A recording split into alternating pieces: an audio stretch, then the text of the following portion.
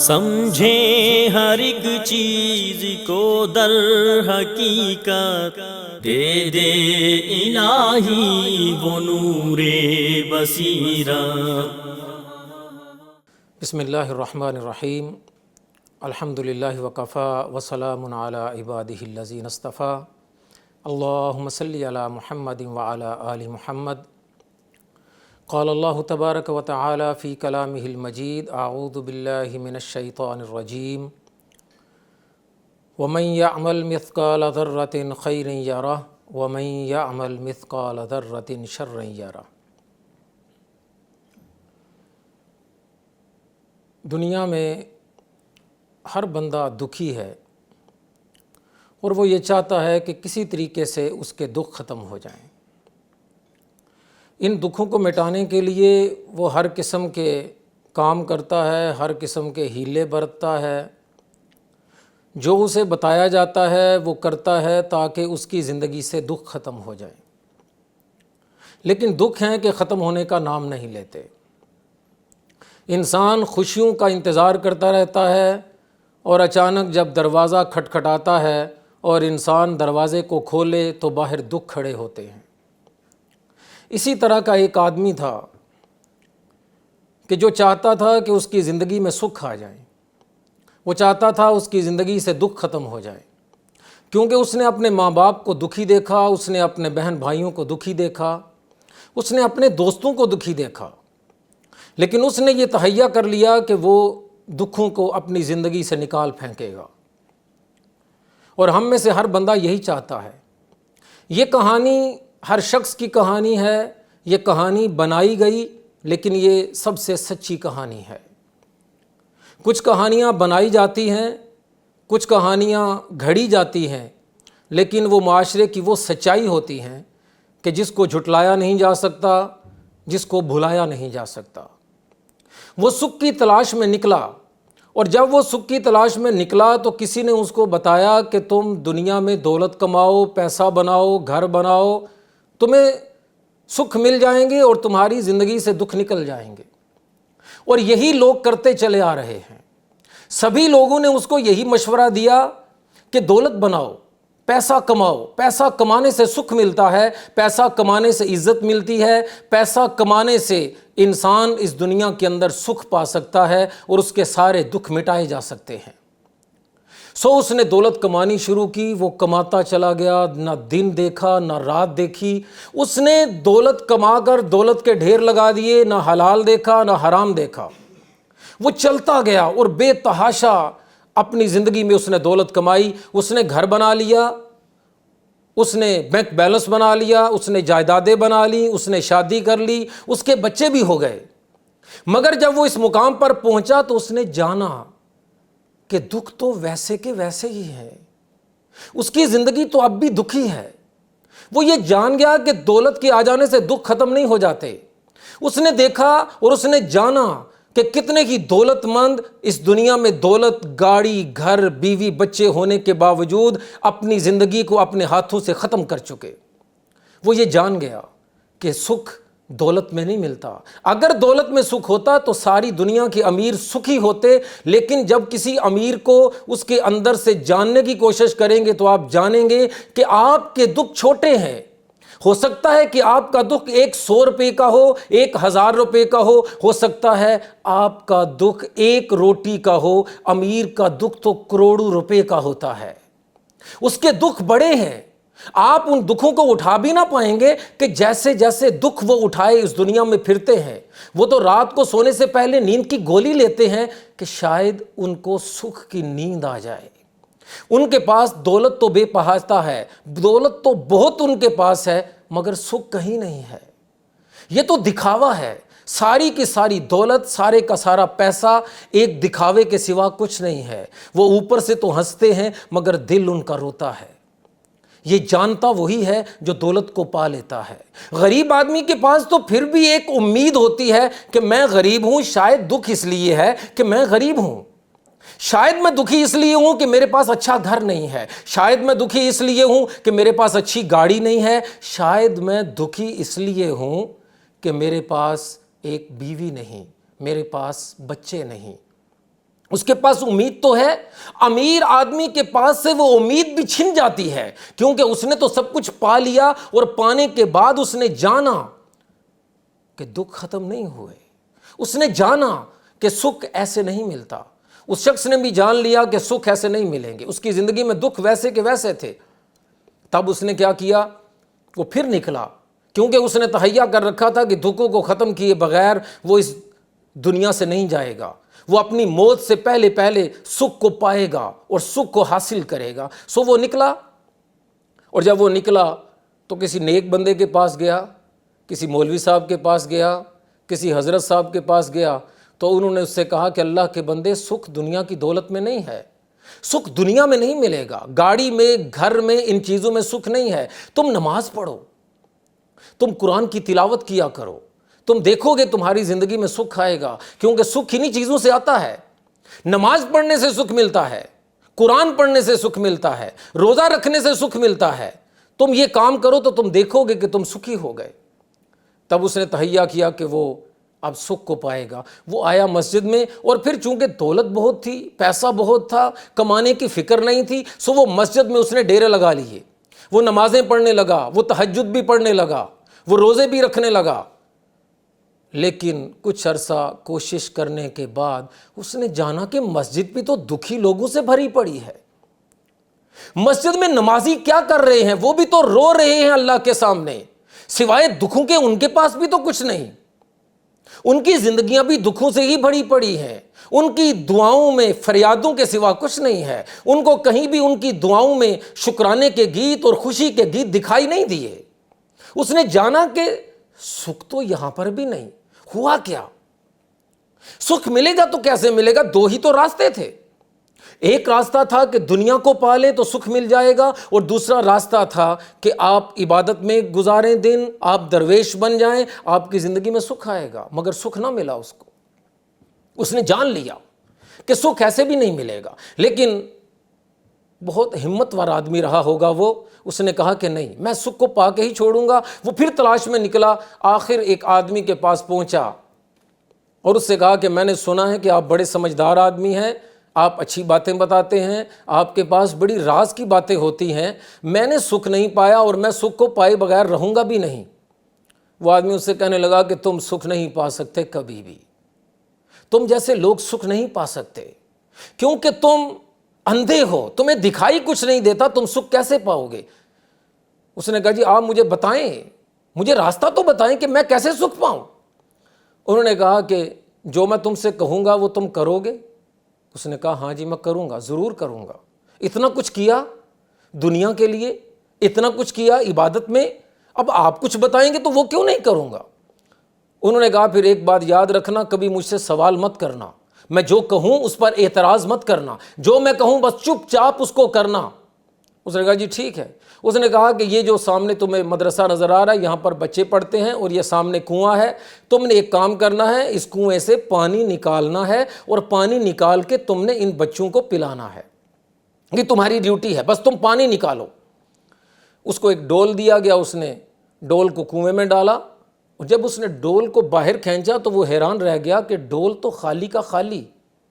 اس نے پھر ڈول کو پانی میں پھینکا، اور پھر آہستہ آہستہ جب ڈول کو باہر کھینچا تو باہر جب ڈول آیا تو دیکھا کہ ڈول پھر خالی ہے. وہ بڑا حیران ہوا، پریشان بھی ہوا کہ یہ کیا ہو گیا، ڈول تو خالی ہے، پانی کیسے بھرے گا. اس نے جب ڈول پر غور کیا تو وہ حیران ہوا کہ ڈول کے نیچے تو چھید تھے، سوراخ تھے، پانی کیسے بھرتا. اب وہ پریشان بھی ہوا کہ اب میں کیا کروں. انہوں نے کہا تھا کہ جو میں کہہ رہا ہوں وہ کرو اور چپ چاپ کرو، سوال مت کرنا.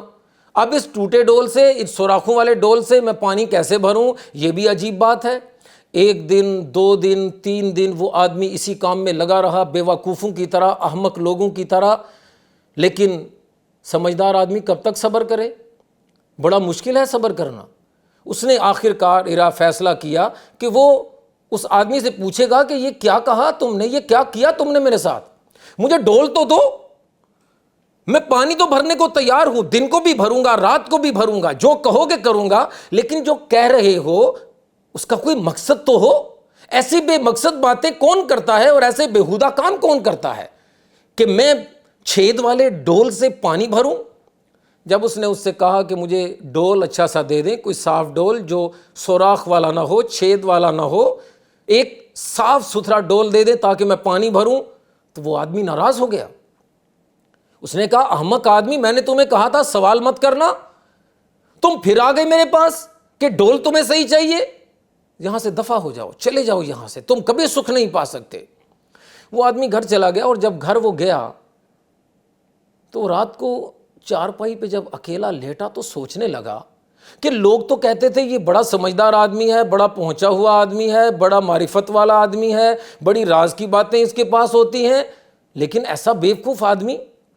سوچتے سوچتے اس نے کہا کہ کوئی نہ کوئی بات تو ہوگی جو انہوں نے مجھے ایسا کرنے کا کہا۔ جب سب لوگ کہہ رہے ہیں کہ وہ سمجھدار آدمی ہے، راز والا آدمی ہے، تو ہو سکتا ہے اس میں بھی کوئی راز ہو، اور تم بھی کیسے احمق ہو، سالوں تم نے لگا دیے دنیا کی دولت کمانے میں، مہینوں تم نے لگا دیے نماز کے اندر، اور یہاں پر تم چند دن صبر نہیں کر سکے۔ وہ دوبارہ واپس آیا اور آ کر ان سے معافی مانگی اور ان سے کہا کہ میں وہی کروں گا جو آپ کہیں گے، بس مجھے ایک دفعہ معافی دے دیں۔ انہوں نے کہا معافی نہیں ملے گی، اب بس بات ختم، لیکن میں تمہیں راز کی بات بتائے دیتا ہوں۔ کیا تم نے سوچا اس ڈول میں پانی کیوں نہیں بھرتا تھا؟ اس نے کہا صاف سی بات ہے، ڈول میں سوراخ تھے، پانی کیسے بھرتا؟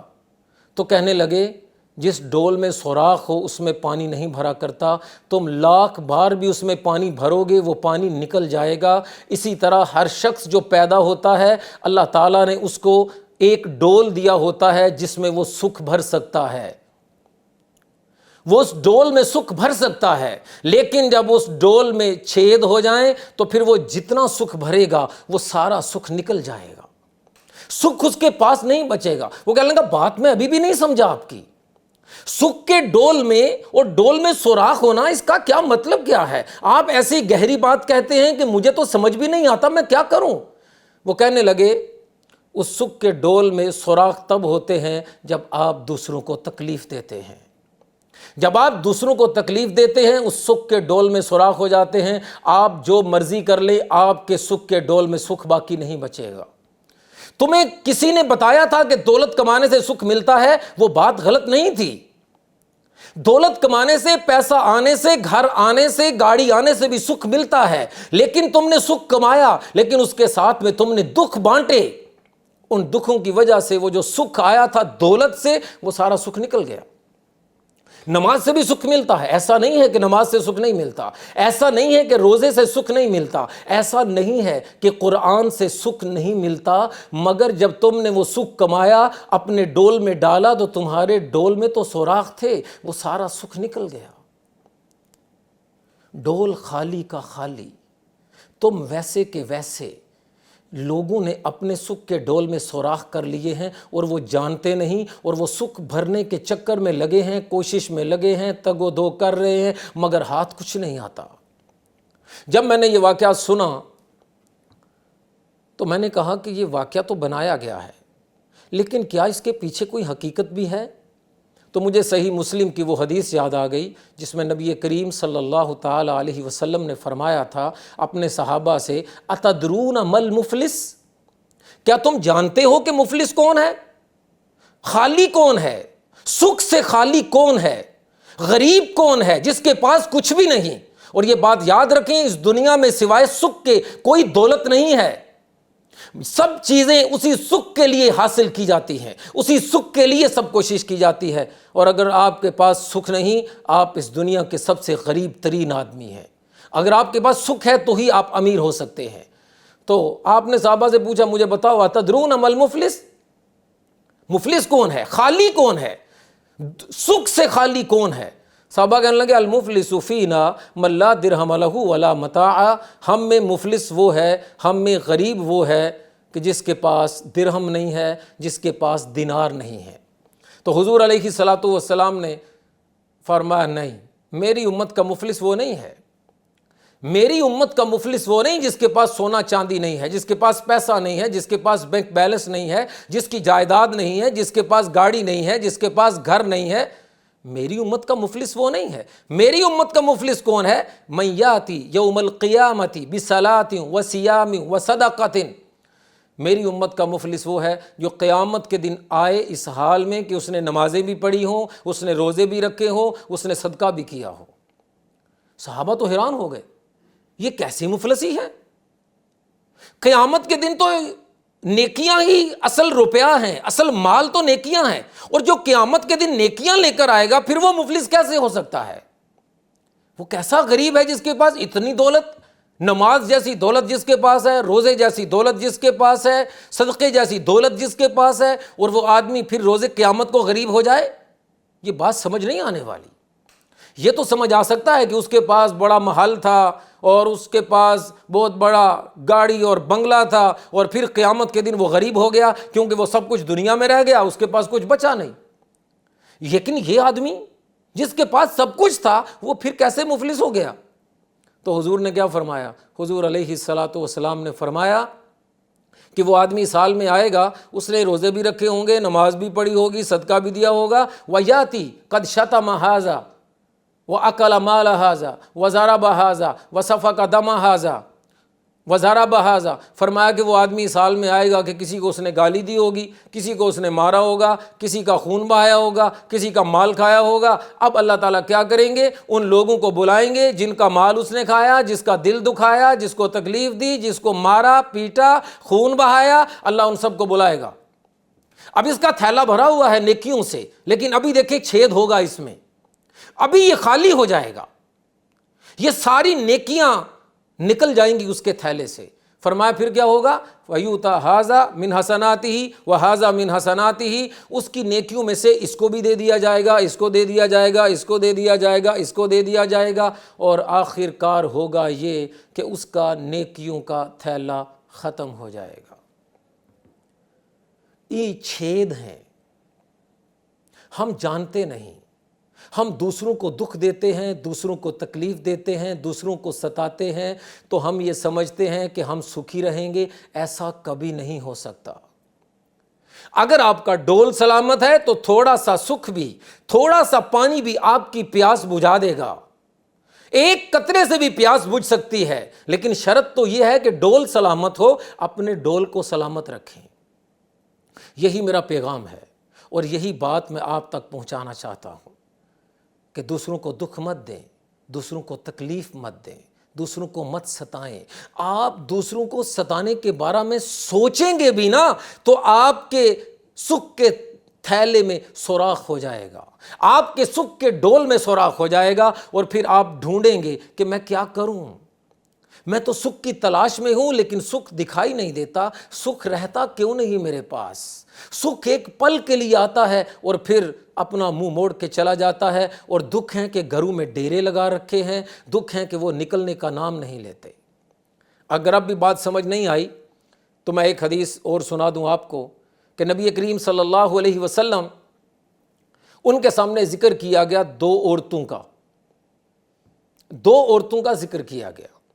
ایک عورت وہ تھی کہ جو بہت نمازیں پڑھتی ہے، بہت روزے رکھتی ہے، بہت صدقہ کرتی ہے، اس کا ذکر کیا جاتا ہے، بتایا جاتا ہے، جہاں پر بھی صدقہ کرنے کا ذکر ہوگا اس عورت کا ذکر آئے گا، جہاں پر نمازیوں کا ذکر آئے گا اس عورت کا ذکر آئے گا، جہاں پر روزے داروں کا ذکر آئے گا وہاں پر اس عورت کا ذکر آئے گا۔ اتنی مشہور اپنے ان اعمال کے اندر، لیکن فرمایا ایک خامی ہے اس میں، بس چھوٹی سی، بس ایک چھوٹی سی بات، ایک چھوٹا سا چھید۔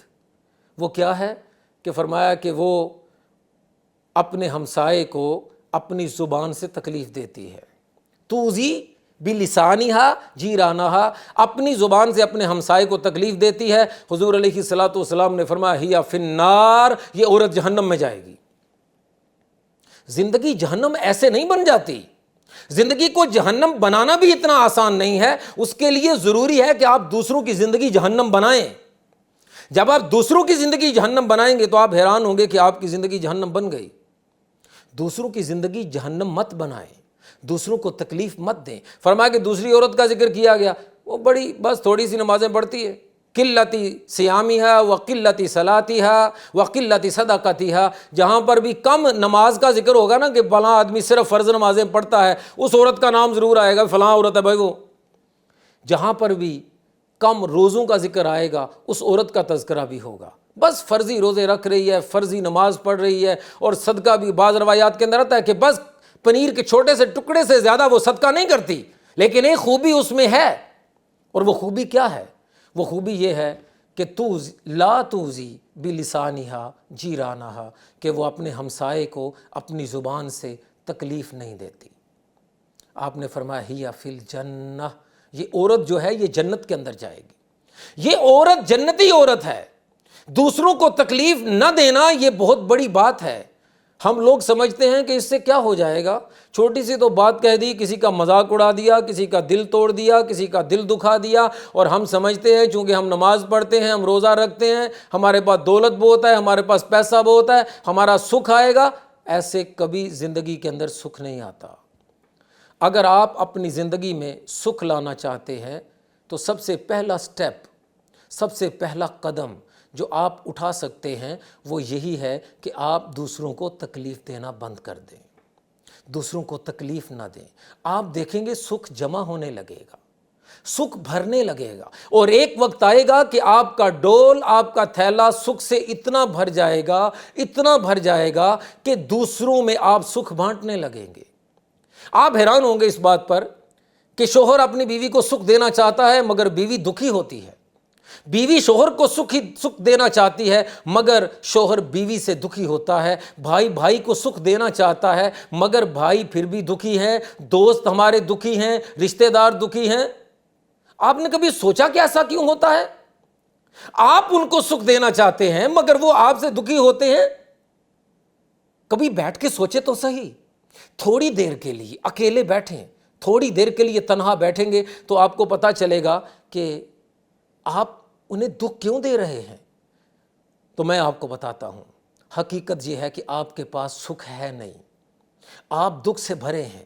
جو دکھ سے بھرا ہوگا وہ دوسروں کو دکھ دے سکتا ہے, سکھ نہیں دے سکتا. جو دکھ سے بھرا ہوگا وہ دکھ بانٹے گا, سکھ نہیں بانٹ سکتا. پہلے اپنے اندر سکھ بھریں, پہلے اپنے ڈول کو سلامت کریں, دوسروں کو تکلیف مت دیں. اور آخر میں صرف ایک حدیث سنا کر اپنی بات کو ختم کروں گا کہ حضور علیہ الصلوۃ والسلام سے پوچھا گیا کہ مسلمان کون ہے, مسلمان کی تعریف کیا ہے, what is the definition of a Muslim. ایک مسلمان کی تعریف کیا ہے؟ فرمایا المسلم من سلم المسلمون من لسانہ و یدہ. فرمایا کہ مسلمان وہ ہے جس کے ہاتھ اور زبان سے دوسرے مسلمان محفوظ ہو جائیں. تو دوسروں کو تکلیف دینا بند کریں, دوسروں کو ستانا بند کر دیں. اگر کسی کو آپ سے تکلیف ہے اس تکلیف سے ہاتھ پیچھے کر لیں. اگر کوئی آپ سے تکلیف میں ہے اس کو تکلیف دینا بند کریں, دوسروں کو تکلیف دینا آپ بند کریں گے, آپ کی زندگی میں سکھ آنا شروع ہو جائے گا. اللہ تعالیٰ سے دعا ہے اللہ تعالیٰ ہم سب کی زندگیوں میں سکھ کو بھر دے, اللہ ہماری زندگیوں سے دکھ کو نکال دے. آج کے لیے اتنا ہی. انشاءاللہ اگلے پروگرام کے اندر سکھ پانے کا ایک دوسرا طریقہ, ایک دوسرا زاویہ لے کر آپ کے سامنے حاضر ہوں گا. السلام علیکم ورحمۃ اللہ وبرکاتہ.